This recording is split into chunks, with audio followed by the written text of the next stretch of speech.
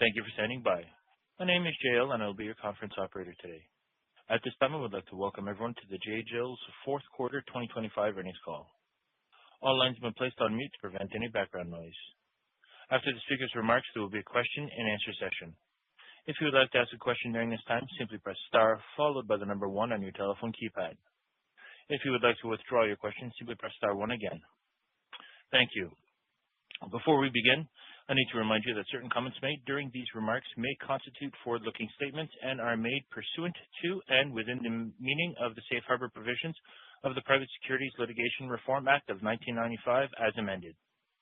Such forward-looking statements are subject to both known and unknown risks and uncertainties that could cause actual results to differ materially from such statements. Those risks and uncertainties are described in the press release and J.Jill's SEC filings.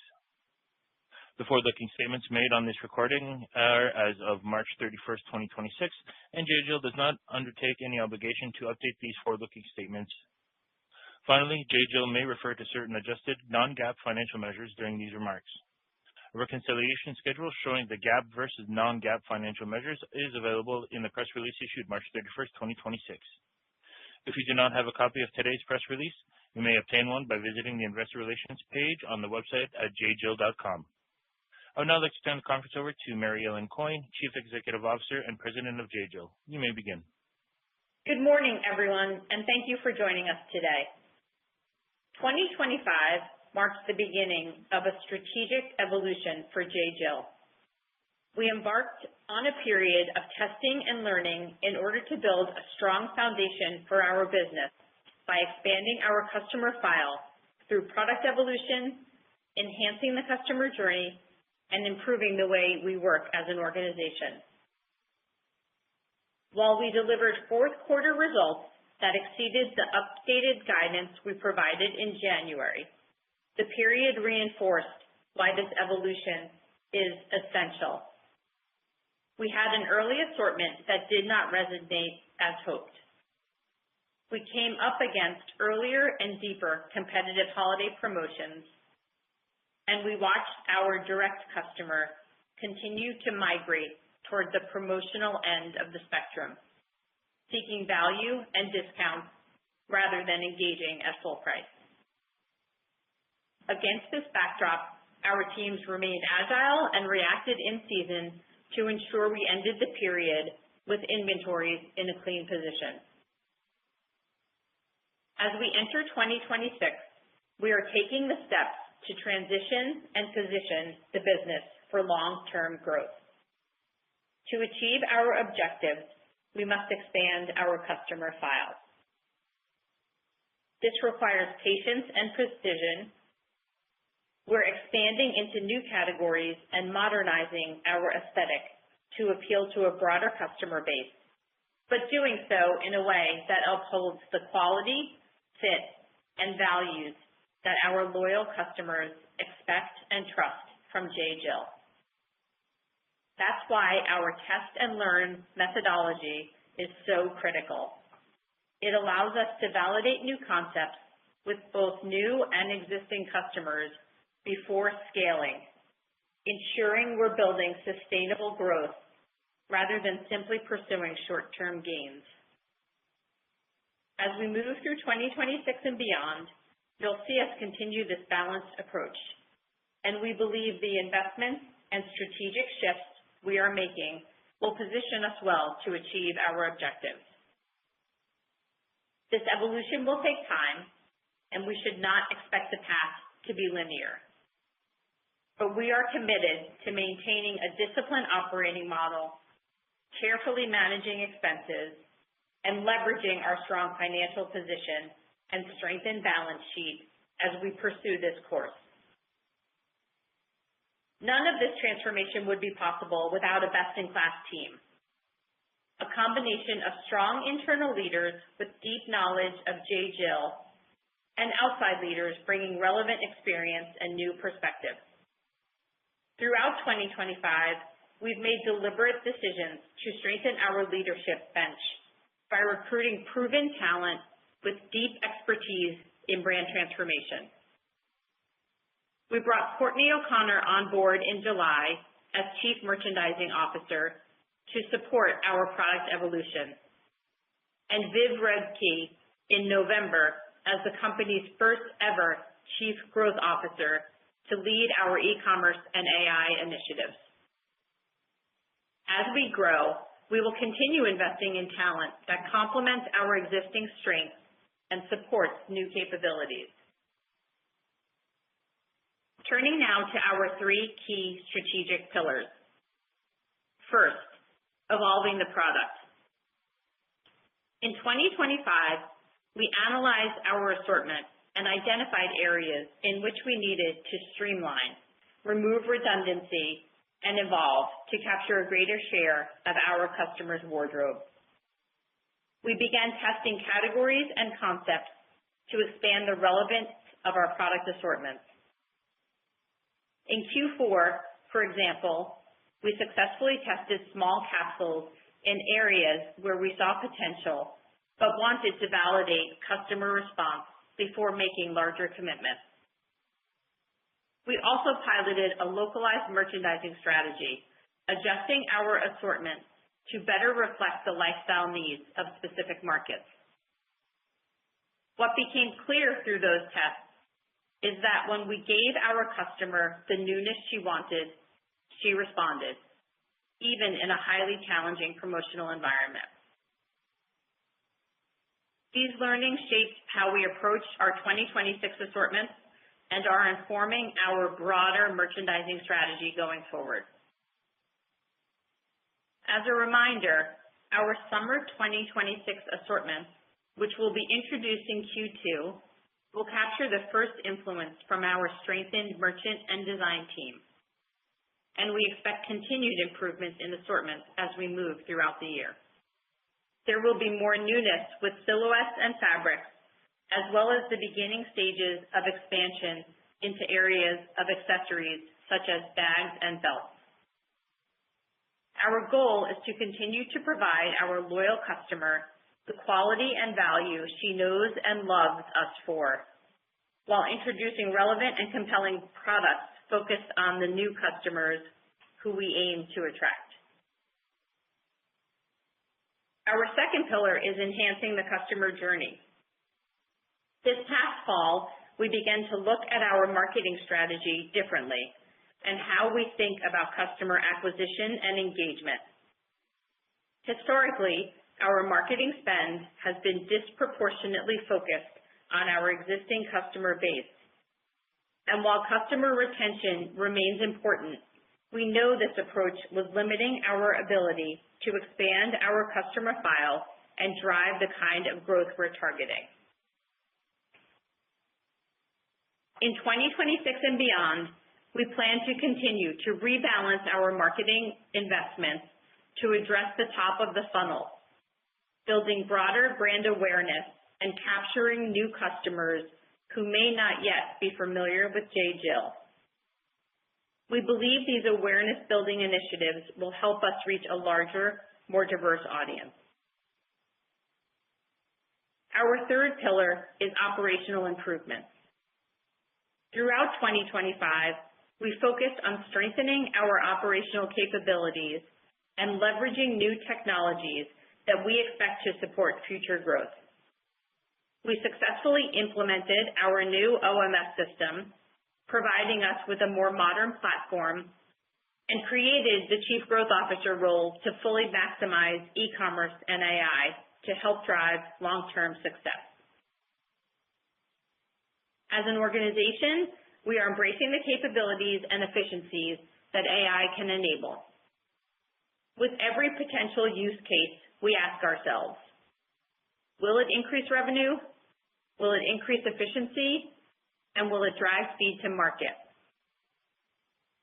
As we begin 2026, we are introducing several new tools across the organization and have kicked off a significant project, the implementation of a new merchandise planning and allocation tool from Anaplan. We plan to leverage this predictive AI-powered forecasting model to optimize how we plan and allocate inventory across the business. Thanks to the hard work of our teams, we are on track to go live late in the second half of 2026 with meaningful benefits expected to begin in 2027, and we will continue to improve as the system learns and we scale it to drive better demand forecasting, smarter allocation by location, and reduced markdowns. As we look forward to 2026, we are confident in our strategic direction while being realistic about the current consumer environment, the impacts of tariffs, and the work ahead. While the quarter has seen a challenging start, largely driven by continued price sensitivity, particularly in our direct channel, we are encouraged by the performance in our stores, supported by trained associates providing personalized guidance and tactile experiences that excite both existing and new customers around the brand's product evolution. Importantly, we are taking key learnings from these first few weeks of the year to inform our go-forward plans, all of which is reflected in our outlook, which Mark will review. In closing, we're viewing 2026 as a period of deliberate, accelerated change to expand our customer file while maintaining our operational discipline. We remain committed to our methodical test and learn approach, building on validated successes around new initiatives before scaling investments. I am confident that this measured approach, combined with our strong balance sheet and operational rigor, will position us to achieve our objectives and deliver long-term shareholder value. And with that, I'll turn it over to Mark. Thank you, Mary Ellen, and good morning, everyone. As Mary Ellen outlined, 2025 marked the beginning of a strategic evolution for J.Jill, a deliberate period of evaluation, testing, and learning that began to build the foundation for expanding our customer file. As we enter 2026, we are deploying these learnings, which, while we expect will take some time to fully take hold, we are confident will position the business well for long-term sustainable growth. Before discussing our 2026 outlook, let me provide context on fiscal 2025, which demonstrated the resilience of our operating model even as we began this evolution and despite significant external headwinds. We generated $23.2 million in free cash flow in the year, maintained a solid gross margin rate of 68.7%, despite incurring approximately $7.5 million of incremental net tariff costs. We opened 4 net new stores, successfully upgraded our order management system, and delivered adjusted EBITDA of $84.3 million on sales of $596.5 million. We also strengthened the balance sheet and returned significant capital to shareholders. We refinanced our $75 million term loan, which will save approximately $2 million in annualized cash interest expense. We repurchased $10.4 million, or about 638,000 shares, of J.Jill stock and paid approximately $5 million in ordinary dividends, demonstrating our ongoing commitment of returning cash to shareholders and supporting total shareholder return. These results reflect the operational discipline and agility of our organization in navigating a complex environment. The tariff policy enacted in April created unprecedented operational complexity, and we experienced a slowdown in our customers' shopping behavior throughout the year, contributing to a 3% decline in comparable sales for the year. I want to thank our vendor partners for their support amidst these challenges and recognize and thank our cross-functional teams for their agility and resilience, adapting their work and processes in response to the changing business requirements. Many of these same team members managed the successful March 2025 cutover to our new OMS system, a major modernization of our technology foundation. As we move into 2026, we are planning for a year of strategic investment and measured transition. We're building the foundation for sustainable, profitable growth by expanding our customer file, modernizing our product offering, and further strengthening our operational capabilities. This requires deliberate investments that will pressure near-term profitability, but position us for stronger performance in 2027 and beyond. Our financial approach doesn't change. We're being disciplined about where we invest, measuring returns carefully, and maintaining financial flexibility to adjust as we learn. Our strong balance sheet and cash position provide flexibility to execute this strategic evolution while continuing to return capital to shareholders. With that context, let me walk through our fourth quarter performance and then provide our outlook for fiscal 2026. Total company sales for the quarter were $138.4 million, down 3.1% compared to Q4 of 2024. Total company comparable sales for the fourth quarter decreased 4.8%, driven by the retail channel. Store sales for Q4 were down 9% versus Q4 2024, driven by soft traffic and conversion, which were partially offset by stronger average unit retails and average transaction values in the quarter. Net new stores contributed approximately $2 million in revenue. Direct sales as a percentage of total sales were 53.5% in the quarter. Compared to the fourth quarter of fiscal 2024, direct sales were up 2.6%, driven by markdown sales, which benefited from ship-from-store capabilities.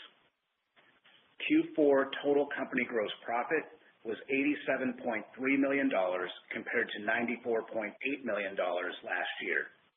Q4 gross margin was 63.1%, down 320 basis points versus Q4 2024, driven by approximately $4.5 million of net tariff costs incurred during the quarter and deeper year-over-year discounting amidst a very competitive promotional environment.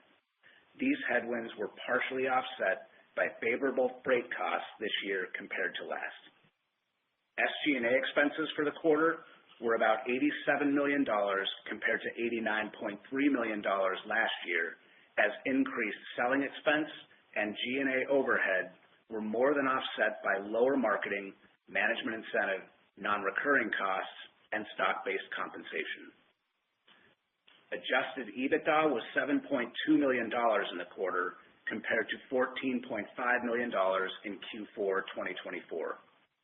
Interest expense was $2.2 million in Q4, down about $500,000 compared to last year, driven by the term loan refinance completed in December. Adjusted net income per diluted share in Q4 2025 was a loss of $0.02 per share compared to earnings of $0.32 per share in Q4 2024. Average weighted diluted share count in Q4 this year of 15.3 million shares reflected the impact of repurchasing 637.7 thousand shares in fiscal 2025. Please refer to today's press release for reconciliations of non-GAAP financial measures to their most comparable GAAP financial measures. Adjusted EBITDA, adjusted net income, and adjusted net income per diluted share to net income, and free cash flow to cash from operations. Turning to cash, we ended the quarter and full year with $41 million of cash.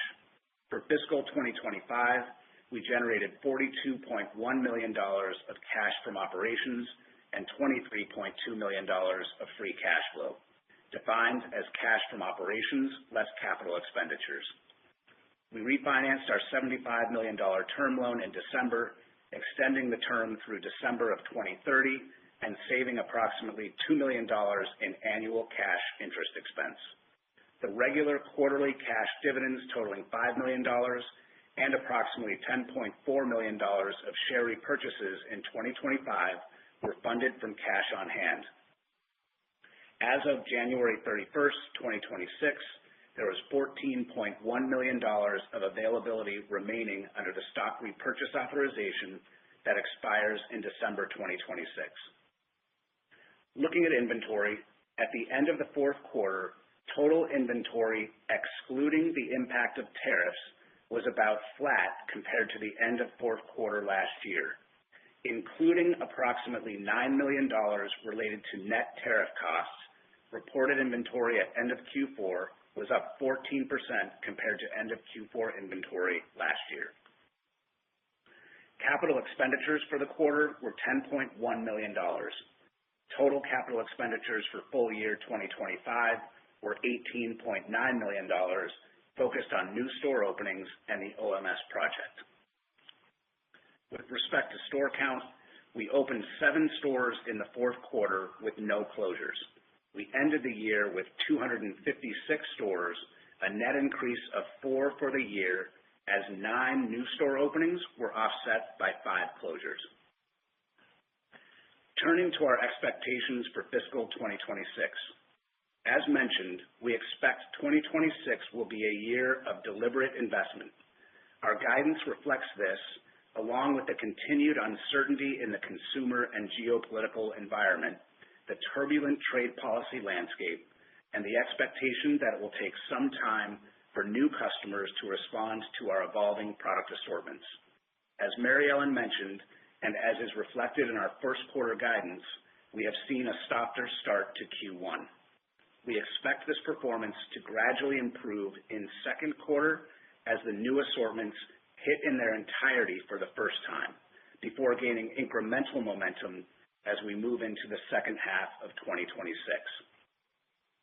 Further, our guidance assumes tariffs incurred and paid for products landed before February 28, 2026, will expense through the P&L during the first half of 2026.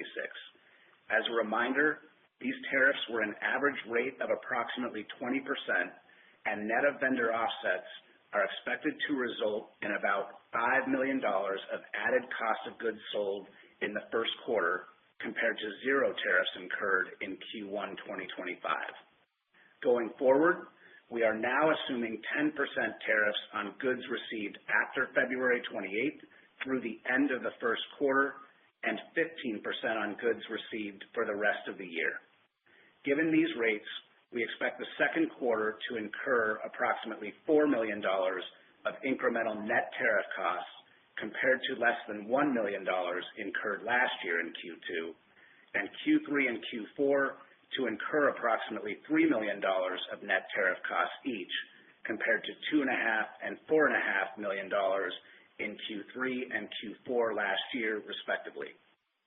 Total tariff load net of vendor offsets in 2026 will be about $15 million, compared to about $7.5 million incurred in 2025. Our assumptions related to tariff rates are all subject to any additional changes the U.S. may enact to global trade policies. Further, our guidance does not assume receipt of any refunds of tariffs paid to date. For the first quarter of fiscal 2026, we expect sales to be down approximately 5 to 7% compared to last year, with total company comp sales down approximately 7 to 9%. We expect adjusted EBITDA to be in the range of $15 to $17 million, reflecting approximately $5 million of tariff pressure. For Q1, we expect gross margin to be down about 400 basis points compared to Q1 2025, as the annualized impacts of tariffs is incurred and product and marketing strategies are still evolving. While the quarter is off to a challenging start, as discussed, we are seeing relatively better performance quarter to date in our retail channel. For full year fiscal 2026, we expect sales to be down 2% to about flat compared to last year. Total company comp sales to be in the range of down 3% to down 1%, and adjusted EBITDA of $70 to $75 million. This guidance assumes full year gross margins down about 50 basis points compared to 2025, as we expect headwinds related to tariffs in the first half to be partially offset by better full price selling, lower promotions, and lower year-over-year tariffs beginning in Q4. Regarding inventory, we will continue to take a prudent approach to inventory investments given the relative uncertainty we have discussed, with unit purchases positioned down in the mid-single digits. Regarding store count, we continue to see opportunity to expand, but remain disciplined in our approach amidst our brand evolution. We are pleased with the performance of new stores opened to date and expect to grow net store count by about 5 stores by the end of fiscal 2026. Of our planned openings, approximately half are in reentry markets. We expect reentry stores to ramp very quickly given the customer reception and brand awareness that exists in these markets, while new markets are experiencing a longer ramp period. We expect openings in new markets to experience about a 3 to 5 year ramp to maturity. New stores represent an attractive investment opportunity, and we are excited to continue to expand our footprint at a disciplined pace. With respect to total capital expenditures, we expect to spend about $25 million in fiscal 2026, with investments focused on new stores and a new merch planning and allocation system that is projected to be completed toward the end of 2026. Regarding free cash flow, we expect free cash flow for fiscal 2026 of about $20 million. And finally, with respect to cash distributions, we announced today that our board of directors approved a 9-cent dividend, reflecting a 1 cent or 12.5% increase in our ordinary dividend payable April 28th to shareholders of record as of April 14th. And we have $14 million remaining on our share repurchase program, which is authorized through December 2026. It is important to note that given the timing of year-end and Q4 earnings announcements, our Q1 repurchase window tends to be shorter than other windows during the year. In summary, we believe we are making the adjustments necessary to position the business for sustainable growth. We are confident the modernization and evolution of our product and marketing efforts will enhance and broaden the appeal and awareness of our incredible brand. And we believe the investments we are making in our front-end MP&A platforms will position us well and provide benefits into fiscal 2027 and beyond, all while continuing with our commitments to distribute excess cash to shareholders through our ordinary dividend program and share repurchases. Thank you. I will now hand it back to the operator for questions. Thank you. The floor is now open for questions. If you have dialed in and would like to ask a question, please press star 1 on your telephone keypad to raise your hand and join the queue. If you would like to withdraw your question, simply press star 1 again. If you are called upon to ask a question and are listening via loudspeaker on your device, please pick up your handset and ensure that your phone is not on mute when asking your question. And we do request for today's session that you please limit yourself to 1 question and 1 follow-up. Your first question comes from the line of Jonna Kim of TD Cowen. Your line is open.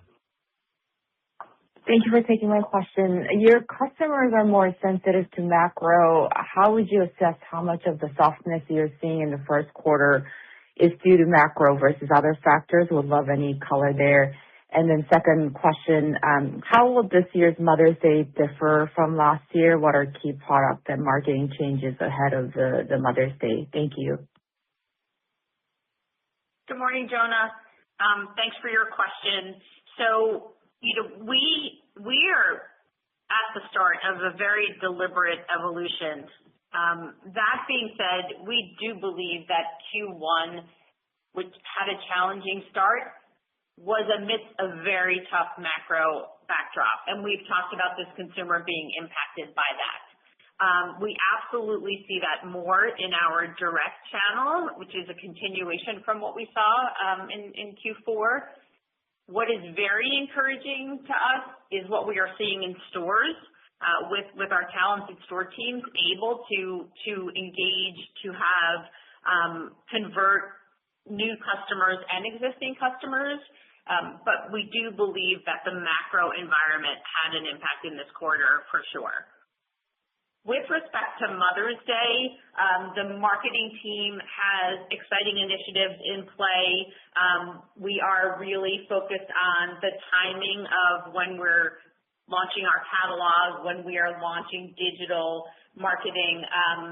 There's a whole program around it that we're super excited about, all backed up by a product drop that is coming in, the 10 days before.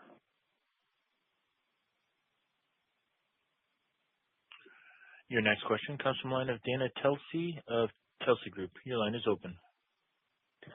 Hi. Good morning, everyone. A lot of work underway. As you think about the product assortment, and the test and learn that you've put in place, what is changing? Bottoms, tops, sweaters, style, look, prints, patterns. What is changing, and what do you expect to see, and when will the new full assortment be there? And then with the customer acquisition strategies, who do you want to capture now that's different than your old customer? And as you think of the balance of the business, how much should be new versus existing customers go forward? And then lastly, Mark, just on the components and margins, what are you seeing from energy prices and the impact of freight costs? Thank you. Good morning, Dana. I'll start with the first question, which is what is changing in the assortment. So we are taking this time to really test and learn coming out of Q4 going into Q1, and what we are focused on is both new and existing customers achieving more of her wardrobe. We are moving with what we're calling a more modern aesthetic, which is really addressing her lifestyle, and that lifestyle will be built with core things that she has known and loved from the J.Jill brand for years, accentuated by newness, and we see her really responding to newness, but it's how we give her versatile wardrobing pieces that take her through every aspect of her day and her life. We see it being a very balanced approach, both in product and in marketing, with everything we do really benefiting the three customer segments that you referred to, right? So as we think about customers, we are focused on retaining the customers we have. We are focused on attracting new, and we are focused on reactivating people who have not shopped the brand recently. When we think about this customer segment, we love this customer segment. She's loyal. She's responsive. She has money and time to spend on herself.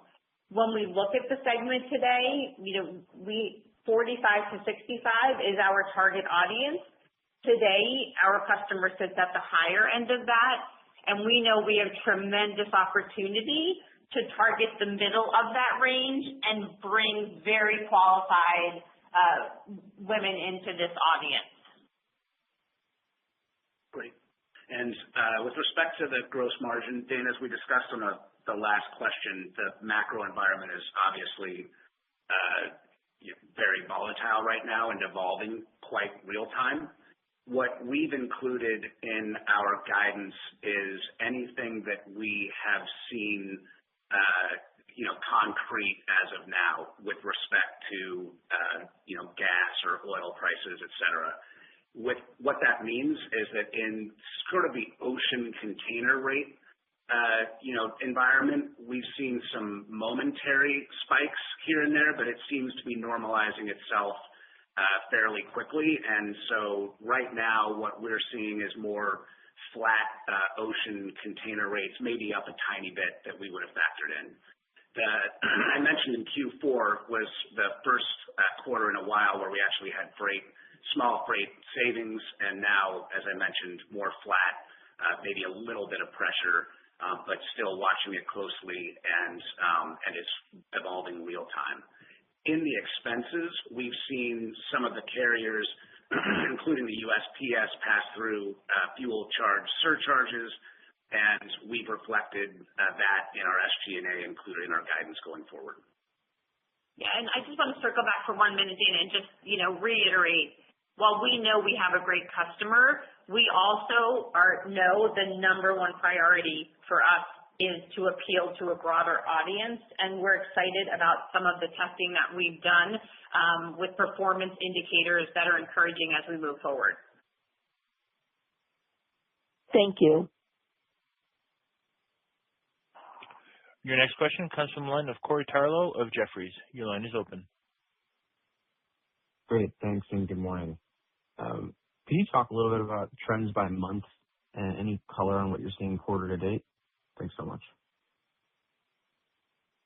Yeah, Corey, it's Mark. With respect to Q4, we mentioned overall it was a pretty promotional quarter. It was markdown driven, particularly in the direct channel.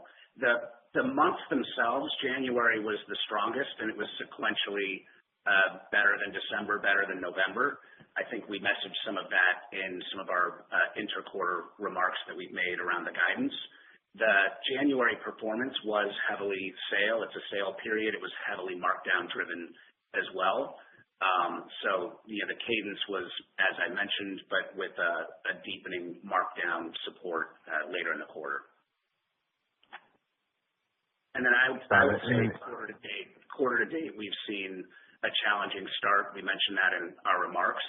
It's very much in line with how we've guided the quarter overall, and are committed as we exit all of these quarters through this learning period to managing our inventory as necessary during the quarter to exit as clean as we can entering the new quarter. Understood. And I think you had mentioned a new merchandise planning system. I know that there have been other initiatives that you've undertaken, whether it was the OMS project or other items. Can you talk a little about the benefits of this, what the costs are, and then how we should think about other incremental projects that are coming in this year, which I think you called an investment year? I mean, Corey, I'll start just by saying we're so excited about the MP&A project through Anaplan. It will allow us to take what is today a very manual Excel-based system and move it to predictive AI forecasting, which will allow us to have inventory optimized in the right location, in the right depth, at the right time. So we're very excited about what this means from a customer service, customer experience, because the inventory will be where they need it, but also from a revenue and margin driving initiative. Yeah, and Corey, the OMS, one of the great advantages of the OMS project was taking a very old system and modernizing it, which then enables you to bolt in these newer technologies. So excited to be leveraging the newer platform to now start enhancing front-end systems, as Mary Ellen mentioned. With respect to the investments, I would say the investments this year continue to be new stores. We mentioned we're opening net 5. We also have some relocations in the plan in 2026. And then the Anaplan project is a more targeted project than an OMS project would be. An OMS project is far-reaching, which allows us within the capital guide that we provided to also invest in other smaller systems enhancements, benefits. Mary Ellen mentioned a few of them in her remarks around driving the direct business, et cetera.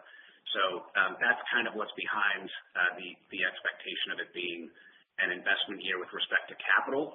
And then in the SG&A side of things, the investments really start with marketing more in Q2 and forward. And then, obviously payroll and some of the investments we've made in talent. Okay, great. Thanks so much. Best of luck. Thanks. Your next question comes from the line of Dylan Carden of William Blair. Your line is open. Hi, this is Anna Linscott on for Dylan Carden. Thanks so much for taking our question. So the guide implies a softer first quarter with improvement as the year progresses, which I believe is a similar setup to this time last year. What would you say is different this year versus last year that gives you the confidence in the back half inflection, and how much of that outlook depends on macro stabilization or improvement? Thanks. So I'll start. Good morning, and thank you for the question. As we're entering 2026, we are in a period of evolution, and we are testing and learning every day. What I would say is we are sitting today with an incredibly talented team who are aligned on our vision and are committed to our journey. So as we move forward, we will see product improvements through Q2, 3, 4. We will see learnings from our marketing initiatives that we're testing, where we are rebalancing spend, where we are trying new things. And moving forward, we'll see that growth as we lean into the things that are working and equally as we pull away from those tests that don't. Got it. That makes sense. Thank you. Sorry, Sure. go ahead. Sorry, I was just going to add on with respect to the Q4. It's, as Mary Ellen mentioned, the product, obviously, we're still pre the new assortments in Q1, and we're also in that period of unanniversary tariffs. So the first half of the year, currently, as we outlined in my remarks, carries $9 million of tariff against less than $1 million last year. And then that tariff load actually evens and becomes, again, assuming the assumptions that we laid out that the tariff rates for the rest of the year are around 15% post the Q1 receipts, that Q4 would then turn to a small tailwind. So just with respect to the years over years, there's some element of just that structural component of tariff that supports that as well. Understood. Thank you.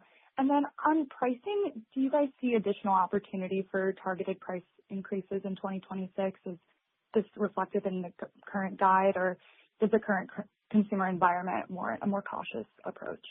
Thanks. We will be taking a very measured approach to pricing. As we've said in our remarks, we have seen the overall consumer and specifically on our direct channel be more price sensitive. We're seeing incredible promotion out there in the market. So we will be very measured about any increases we take in price. Understood. Thank you.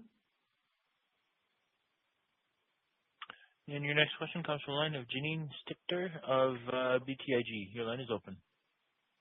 Morning. You've got Ethan Saggy on for Janine.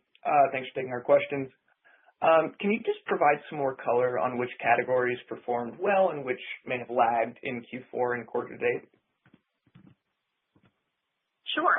So in Q4, what we saw was that newness and novelty were driving the business. So where we had repeat programs from a year prior or 2 years prior, they were very soft. We also saw success in some of the tests we had out there. We saw success in our travel capsule. We saw success in expanded categories in outerwear. We saw the start of accessories, which has really moved into Q1 as a success story. And we tested some price points, particularly in sweaters with cashmere, and saw success. As we moved into Q1, we are seeing newness resounding. But again, Q1 is not indicative of our true product evolution. Where we really see that evolution is in Q2, where newness in fabric and silhouette and category mix really starts to evolve based on our learnings. Clearly with the goal to drive full price selling in both channels, because we know that we've really seen the retail channel working. We've seen things like our dress business turn around. It's exciting to see what's happening there. Got it. That's helpful. I'll pass it on. Thank you. With no further questions, that concludes our Q&A session and also concludes today's conference call. Thank you for your participation. You may now disconnect.